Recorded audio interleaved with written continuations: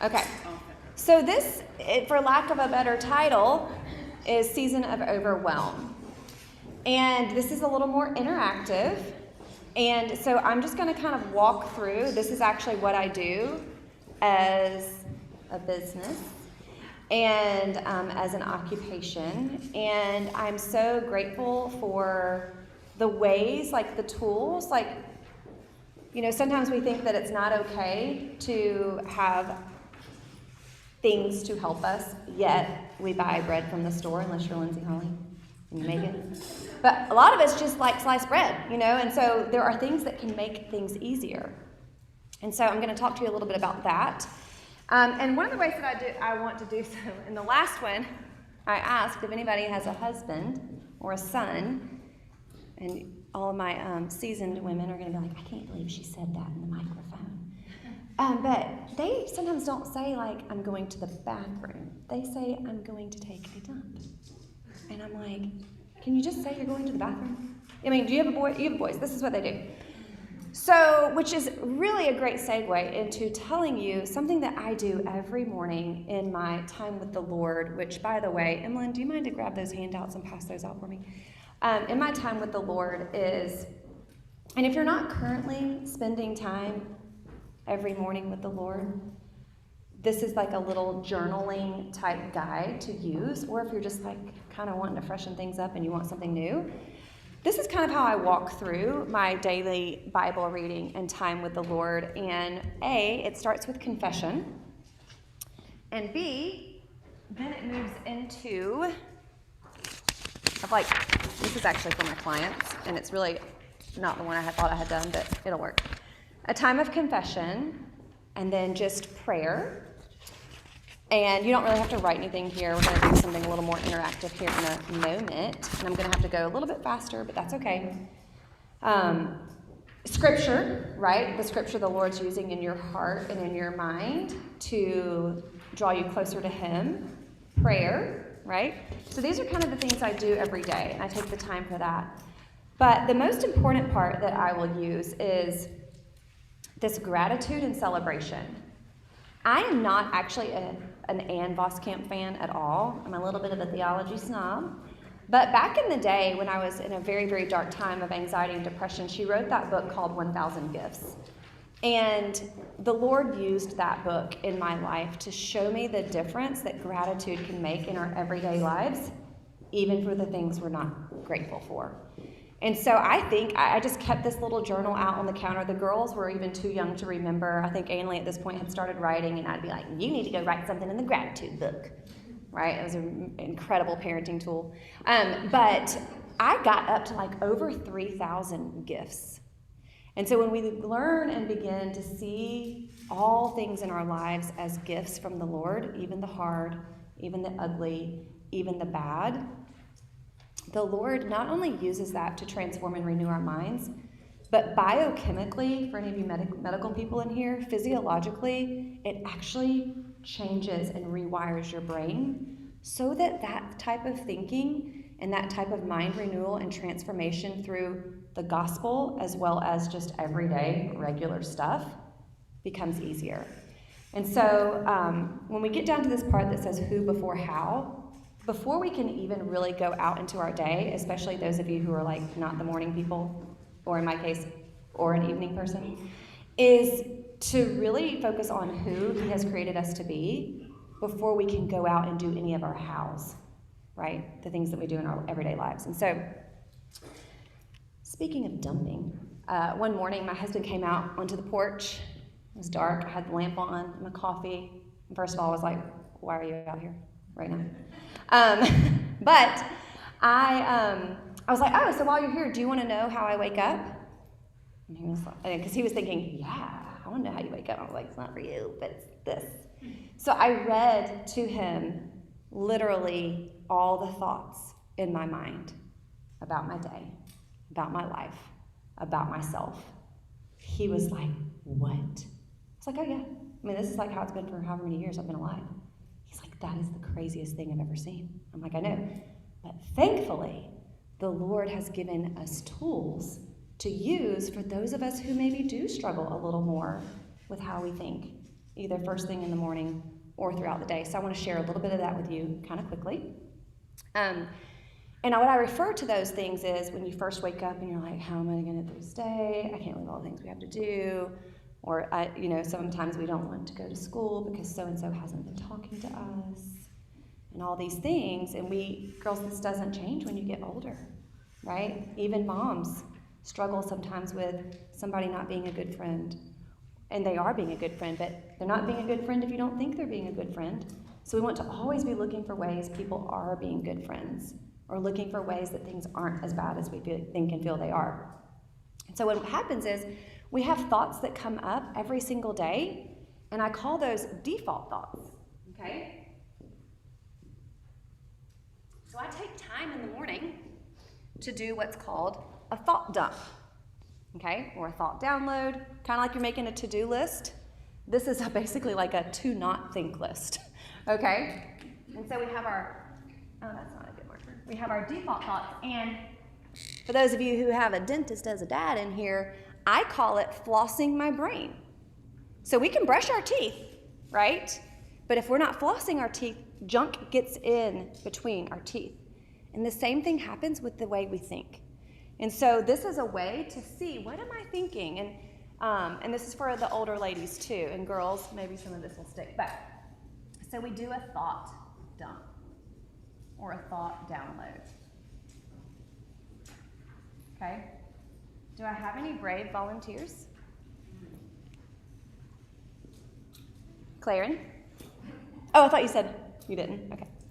So from the last class, someone said, I was just like, what did you think when you were coming here? Especially if you don't come to our church, or if maybe you had a rough time getting here because you didn't like what you were wearing. And oddly enough, this is important. Not an older lady, but another lady said, one of the thoughts she was thinking is, do I look okay? Right? We're getting real in here. So, do I look okay? Did anybody think that today when they came? Oh my goodness, look! Are y'all looking? Other people thought, do I look okay? Oh my goodness. I literally changed clothes 15 times. Ah! See? Okay. Anything else? Oh, this was a good one. And this was me as well. And I had to pray. I'm like, okay, Lord, whatever is supposed to come out of my mouth, let it come. What's not supposed to come out of my mouth, don't let it. And the stuff that gets out anyway, take that away, right? And we went on, and it's because what happens is we sometimes walk away from a conversation, or we walk away from a situation and we think, I shouldn't have said that. Anybody ever do that? Is everybody feeling very normal right now? So I shouldn't have said that.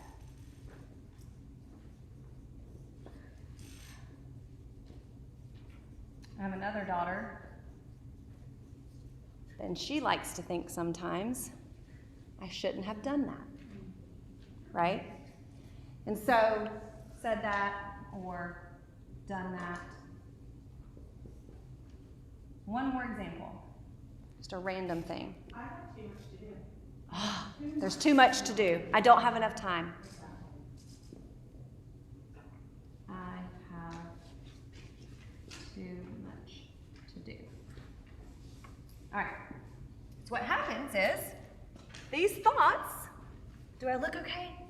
I shouldn't have said that. I shouldn't have done that. I have too much to do.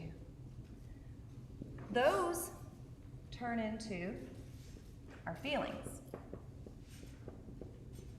Okay? And it's really important because up here we have our circumstance, which is clothes, which is something said or done, or today. See, we think that we feel overwhelmed, or we feel anxious, or we feel scared, or we feel angry because of circumstances. Clothes. Something someone said. Something someone did. Our calendar, right? But the little t truth of the matter is that all of these things, they mean nothing. If you think the word clothes, it's neutral. It has no meaning associated with it. Until we have a thought about it. Like, do I look okay? Right? We think about something we said or someone else said. She said, grab that, you didn't hit the ball right, whatever it is. And we have all these thoughts that come that we allow to determine what we think about ourselves and how we show up in the world that God's created us.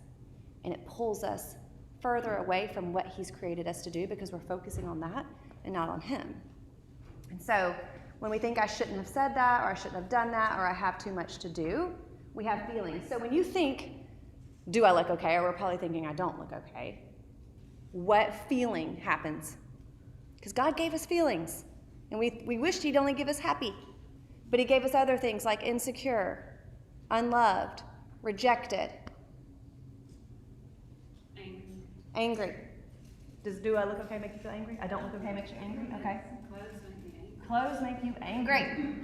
It's the clothes' fault. Anything else? Hot. Yes. Insecure. That was actually the one that came up in the last one. By a grown-up. I shouldn't have said that. I shouldn't have done that. What? Embarrassed. Yes. Oh, I hate feeling embarrassed. And wouldn't you know the Lord embarrasses me all the time. Anything else? Yes, ma'am. Doubt. Oh, that's a good one. Okay. Shame. We feel ashamed. And when we think I have too much to do, I'll never get it done. There's not enough time. Overwhelmed. Or inadequate. Oh, yes. Inadequate. Inadequate's a very close relative of mine. So then what happens is we have these thoughts about things that really don't determine thoughts. We have our feelings from these thoughts. And then we have what we do about it. And what we don't do about it. So when we are feeling angry and insecure about how we look, what are we doing and what are we not doing? We're ruminating. We're overthinking about ourselves, right? So we overthink.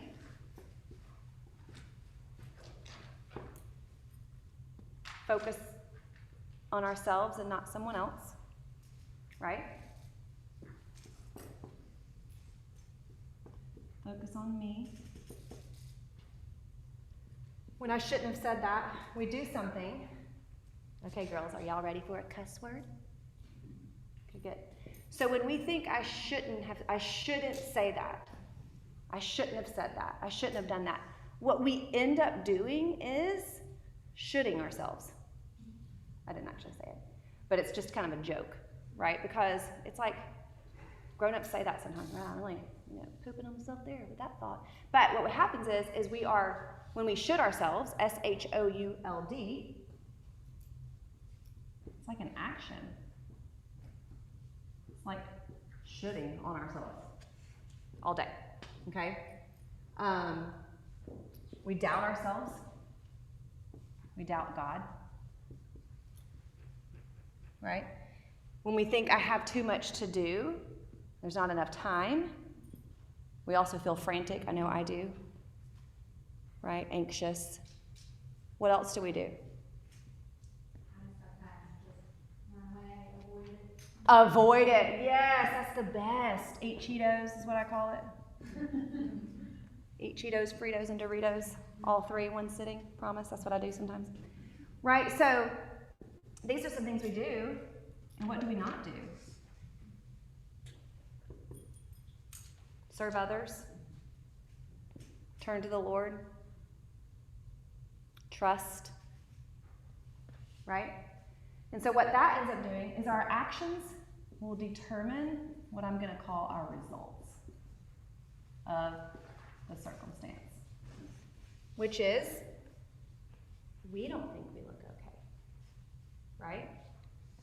We doubt ourselves. I'm not going to write all of it for sake of time. We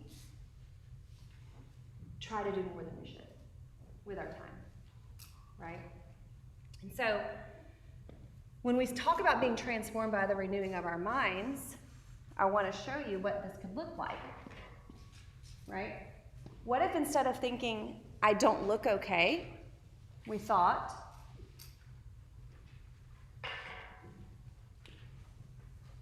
I look exactly how he created. That feels a little better, right? And then we're not walking into a room and comparing ourselves to one another. We're just like, oh, that's who I am, right? I love having a shelf after 4 C-sections. Everything I prayed to have, right? When we think I shouldn't have said or done that, I shouldn't have done that, I shouldn't have said that. Because what we're actually thinking is, ooh, I messed up. And we are just going to have to face the fact that we're going to mess up. A lot of it's just going to be a silly mess up, and a lot of it's going to just be sin. But the fact of the matter is we don't have enough power to really mess it all up, right? So when I think I don't have enough power,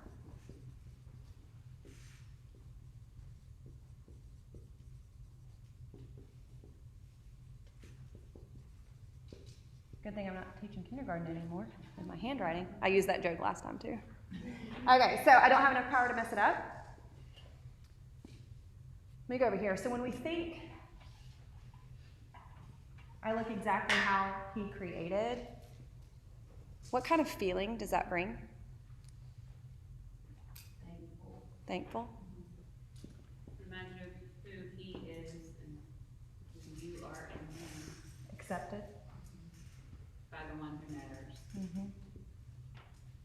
Yeah. When we think, I don't have enough power to mess this up. I thought that a lot about parenting.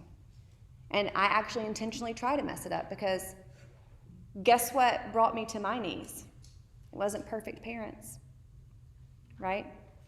So I'm like, oh, I'm the perfect mom for these people, even in how awful I can be sometimes, because the gaps that I am created in my own human sin and flesh is exactly what they need for him to reach down and bring them to him, are all the things I couldn't make perfect, right? So if I don't have enough power to mess it all up, one of my favorite things to feel is relief. I.e., when I get home and take all this off, including the undergarments, I'm going to be like, ah, that feels good, right? So relief, but freedom, when we think, I just don't have enough power to mess it up. I don't have to keep going like this. It's not all on me. So we feel peace. We feel freedom. Hope. And when we think about our time, when we think I have too much to do, and that can go, I mean, oh my gosh, that can go for miles and miles. Like, what are we trying to prove with all the things we do? Sometimes is something we have to look at. But what if we thought a little bit differently about our to-do list and about our time for the day? What could actually be a better thought about the one who creates the time? I get to is one, yes. I also sometimes think about when it relates to like I have so much to do today, is like I will get done everything he's orchestrated, right? It's kind of hard for us moms. One of the things I used to do was I had to have an A+ home, right? And now I've accepted a D-, which is a real struggle sometimes because I'm like, oh my gosh, like I need, like it looks like a bomb went off in here almost all the time. And I'm a very like neat and orderly and organized person, but I've had to accept D- is like my new A. That's a little bit tough. So for the sake of time, I'm just going to link for these two for now. Oh my God. And there are so many of these, obviously, because we have so many thoughts. I think we think about 10,000 thoughts a day. And mine are not usually, this is the day the Lord has made, and we're going to rejoice. Okay, did I just embarrass y'all girls with that? Okay. So when we feel thankful, and accept it when we have on clothes we don't like. How do we end up showing up to a room? Self-confident. Yep, self-confident.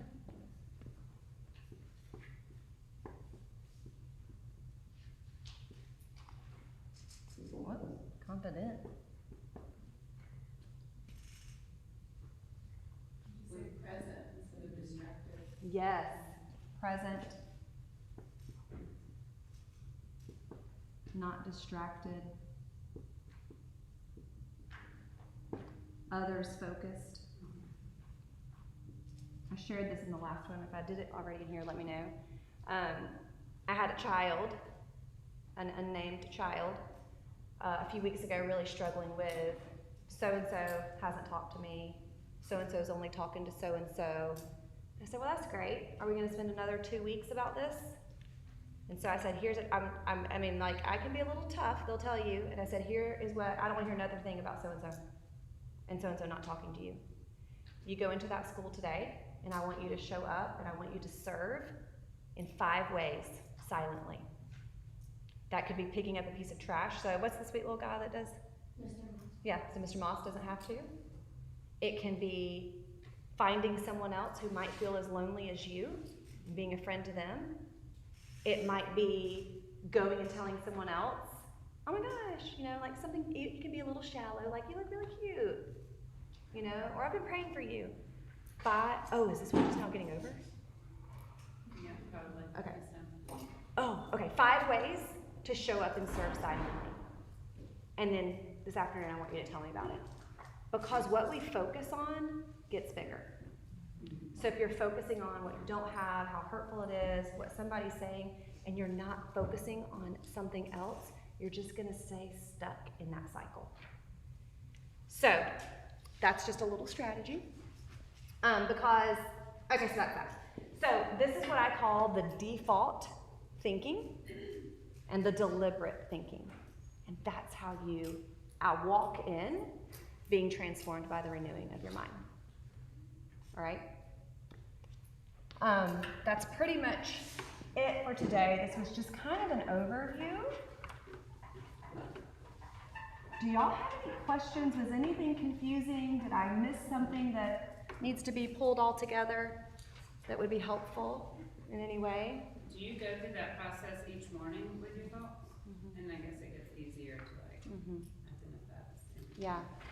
Because what it is it's either we're always creating something, right? And so we're either creating self-destruction or destructive thinking or creating deliberate thinking. So you put your circumstances, and you can list all of them, the things you have to do when you wake up. They just have to be something that'll hold up in a court of law. It can't be your opinion about the circumstance. It can just be the circumstance.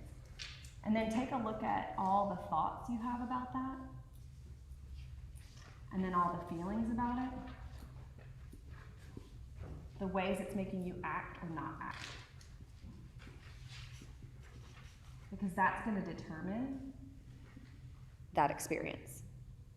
Okay?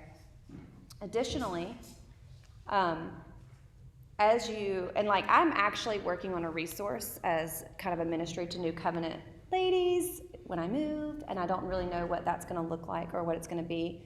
This is just like barely scratching the surface of a lot of this. This is what I do with people and have for a very long time, a couple years. But I was doing it before. I just didn't have kind of a formula, if you will. I lost my train of thought on that. But, so this is really just scratching the surface. And for people who have overactive minds, who struggle a little more with things like this, not everybody does, and I'm so grateful for those people. We need them. But for those who do, we just sometimes need a place to put it. And we need to see it. And then we just ask our questions, well, what if that weren't true? Right? How could this actually be different? And not to use it against yourself, there are some things that I wake up with that I've been having thoughts about for a very long time, and they haven't changed. But the Lord is still faithful, and we still get to choose what we think about it. So, that's that. Welcome.